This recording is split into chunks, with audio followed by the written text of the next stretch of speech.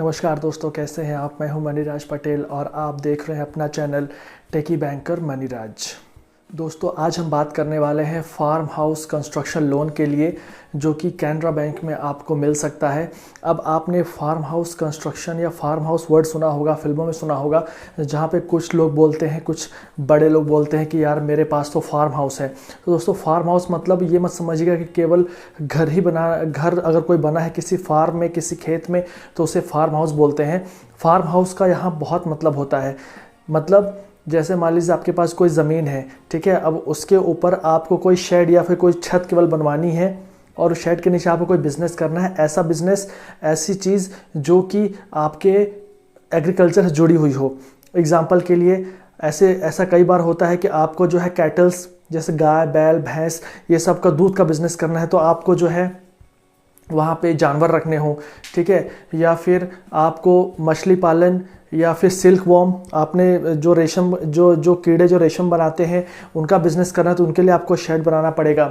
अगर आपको अर्थवॉर्म पालने हैं, अर्थवॉर्म बनाने हैं, मतलब अर्थवॉर्म से आजकल ये मैन्योर बनाया जाता है, गोबर की खाद अच्छी बनाई जाती है, तो आपको अर्थवॉर्म पालने के लिए भी एक शेड चाहिए होता है। तो बेसिकली शेड के कंस्ट्रक्शन के लिए ये लोन है, फार्म हाउस कंस्ट्रक्शन लोन। और यहाँ तक कि अगर आपके पास कोई फार्म हाउस बना भी हुआ है और उसका रिपेयर करना है आपको, तो भी आप ये लोन ले सकते हैं। तो दोस्तों, आज हम इसी बारे में बात कर लेंगे, तो आखिर तक ये वीडियो ज़रूर देखिएगा। खासकर वो लोग ज़रूर देखें जिनको इसमें इंटरेस्ट है, जिनको कैनरा बैंक से या फिर किसी और बैंक से लोन लेना है फार्म हाउस के लिए। तो मैं आपको इसमें सब बताने वाला हूँ कि इसमें एलिजिबिलिटी क्या है, इसमें कौन कौन से डॉक्यूमेंट्स लगेंगे, इसमें आपको कितना खुद से पैसा मिलाना पड़ेगा, इसमें रेट ऑफ इंटरेस्ट क्या है, ये कितने साल के लिए लोन रहेगा, इसमें सिविल का क्या रोल है कि आपका सिविल कैसा रहे तो आपको आसानी से लोन मिल जाए, इसमें प्रोजेक्ट रिपोर्ट के बारे में हम बात करेंगे।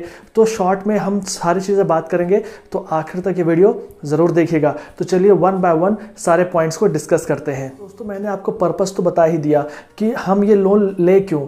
तो मैं आपको फिर से बता देता हूँ कि अगर आपके पास कोई फार्म हाउस है, उसे आपको रिन्यू करना है, उसको रिपेयर करना है, तो आप ये लोन ले सकते हैं। किसी कोई आपको एग्रीकल्चर कोई बिज़नेस करना है जिसमें आपको एक शेड चाहिए, एक छत चाहिए, ठीक है, तो उस छत बनवाने के लिए, शेड बनवाने के लिए आप ये लोन ले सकते हैं। तो पर्पस मुझे लगता है अब आप लोगों को क्लियर हो गया है। एक और पर्पस बताता हूँ मैं आपको कि आपके पास ट्रैक्टर है, आपके पास मशीनरी है बहुत सारी, अब उसको रखने के लिए भी एक शेड चाहिए, एक छत चाहिए, ठीक है, तो उसके लिए आप लोन ले सकते हैं। समझ रहे हैं। तो बहुत सारी चीज़ें हैं जिसके लिए आप ये लोन ले सकते हैं। यहाँ तक कि आपको रेडीमेड फार्म हाउस खरीदना है, बनाना नहीं है, खरीदना है, तो भी आपको ये लोन मिल जाएगा।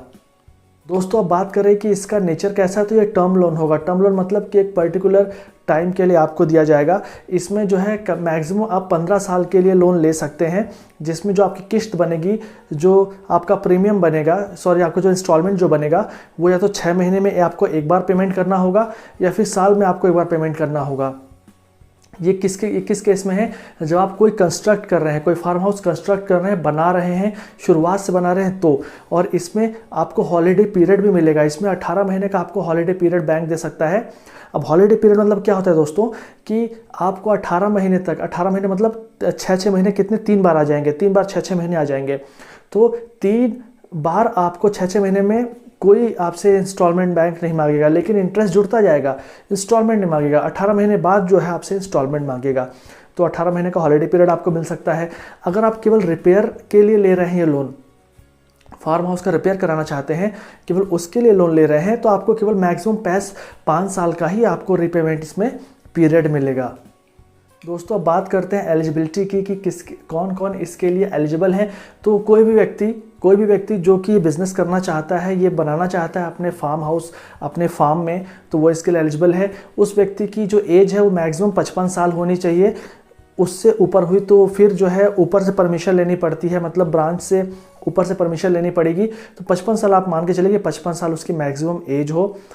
उसकी फैमिली में या वो खुद डिफ़ॉल्टर ना हो, मतलब उसके पहले अगर उसने कोई लोन किसी बैंक से लोन लिया है, तो उसने कभी डिफ़ॉल्ट ना किया हो। इस बात का ज़रूर ध्यान रखना है। दोस्तों, बात करें कि उसको कितना अमाउंट का लोन मिल सकता है, तो ये आपके फार्म हाउस के कंस्ट्रक्शन पर डिपेंड करता है कि आपको कितना लोन चाहिए, ठीक है। बैंक आप अपनी तरफ से जो है 1 करोड़ तक का भी आपको इसमें लोन दे सकता है। दोस्तों बात करें मार्जिन की कि आपको इसमें कितना खुद से पैसा मिलाना पड़ेगा, तो अगर आप 1,60,000 तक का ही लोन ले रहे हैं तो आपको मार्जिन नील है, मतलब आपको अपनी तरफ से कुछ नहीं मिलाना है, पूरा का पूरा लोन बैंक दे देगा। अगर 1,60,000 से ऊपर का लोन है तो यहाँ पे आपको 15 से 25% तक का मार्जिन बैंक मिलाने को बोल सकता है। मार्जिन मतलब अगर पूरा कॉस्ट ऑफ कंस्ट्रक्शन सब कुछ मिला के 100 रुपये लग रहे हैं तो 25 रुपये आपको मिलाने पड़ेंगे, बाकी जो है बैंक प्रोवाइड करेगा एज अ लोन। दोस्तों अब मैं यहाँ पे अगर ब्याज दर की बात करूँ, रेट ऑफ इंटरेस्ट की बात करूँ, तो यहाँ पे दो बाइफर्केशन है, एक है अब 3 लाख तक के लोन के लिए और एक है 3 लाख से ऊपर और 1 करोड़ तक के लोन के लिए। तो अगर आपका लोन 3 लाख तक का है तो उसमें MCLR प्लस 1.4%। अब MCLR दोस्तों क्या होता है, तो हर बैंक MCLR जो है टाइम टू टाइम चेंज करता रहता है, तो वो डिपेंड करता है कि आपका टाइम MCLR बैंक का क्या है, उतना तो लगेगा ही, साथ में उसके ऊपर 1.4% और लगेगा, समझिएगा इस बात को। तो टोटल आपका रेट ऑफ इंटरेस्ट ये हो जाएगा। और अगर आपका लोन 3 लाख से ऊपर और 1 करोड़ से नीचे का है तो यहाँ पे आपको MCLR प्लस 2.3% आपको लगेगा। तो ये हो गए रेट ऑफ इंटरेस्ट। दोस्तों बात करें कि क्या ये जो भी आपको लोन मिलेगा क्या बैंक पूरा का पूरा आपको एक साथ दे देगा, तो नहीं, ये आपको इंस्टॉलमेंट्स में देगा। मतलब पहले आपको बैंक बोलेगा कि ये लीजिए, पहला इंस्टॉलमेंट लीजिए और इससे कुछ बना के दिखाइए, आप जो बना रहे हैं, शेड बना रहे हैं, कुछ कर रहे हैं तो वो बना के दिखाइए थोड़ा सा, और उसका हमें रसीद, उसके बिल्स हमको ला के दीजिए। और जब आप वो सब जमा करेंगे तो फिर से आपको बैंक जो है दूसरा आपको एक इंस्टॉलमेंट आपको दूसरा देगा बैंक। तो ऐसे करते करते 3 से 4 इंस्टॉलमेंट में बैंक आपको पूरा पैसा दे सकता है। दोस्तों अगर हमें क्रेडिट स्कोर या सिविल की बात करूं तो ये एक बहुत इंपॉर्टेंट पॉइंट है। सिविल या क्रेडिट स्कोर यहाँ पे आपका जो है अगर अच्छा होगा तो आपको कोई भी दिक्कत नहीं आएगी, लेकिन अगर थोड़ा डाउन है तो बैंक जो है कंसीडर कर सकता है। अगर वो ये देखेगा कि आपका सिविल या क्रेडिट स्कोर क्यों ख़राब है, आप उसको अगर एक्सप्लेन बैंक को कर पा रहे हो तो वो उसको कंसीडर कर सकता है। दोस्तों यहाँ पे कई बार होता है कि आपको डॉक्यूमेंट पता नहीं चलते कि डॉक्यूमेंट क्या क्या लगेंगे। तो देखिए जैसा कि हर लोन में होता है कि आपका KYC लगेगा।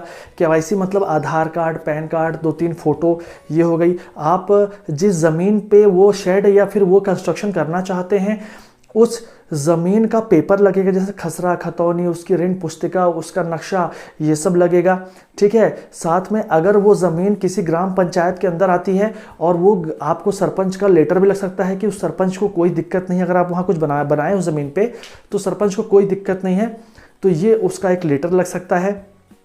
उसके बाद बात करूं कि उस ज़मीन का वैल्यूएशन बैंक करवाएगी अपने किसी आर्किटेक्ट से, तो वो वैल्यूएशन तो बैंक का काम है, तो वो वैल्यूएशन भी होगा कि उसकी कितनी कीमत है।